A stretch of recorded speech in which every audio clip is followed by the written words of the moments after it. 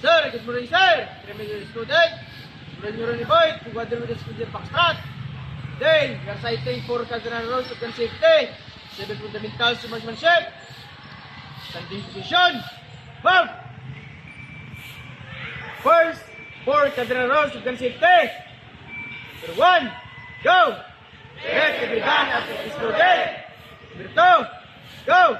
Every point the muzzle at anything you're going to explode. Number 3, go. Let the finger off the trigger at the point. Number 4, go. Ensure the target has been hit. Now, proceed.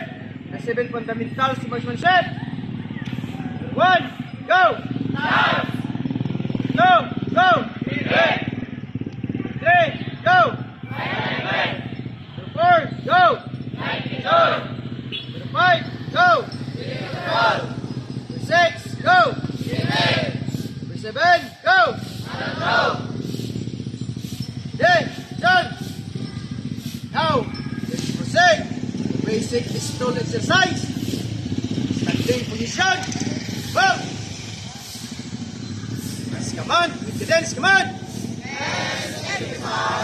1, 2, 3, 1, 1, 2, 3, go. 1, 2, 3, 3, 1, 2, 3, 4, 1, 2, 3, 5, 1, 2, 3, hold. Okay, done. Now, let's proceed to kneeling exercise. Kneeling position. Move. Mass command with cadence command. 1, 2, 3, 1, 1, 2, 3, go.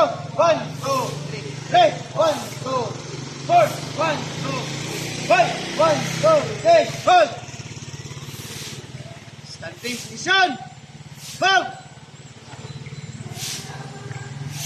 Okay, done. That's all for today, sir. We hope you are satisfied with our performance.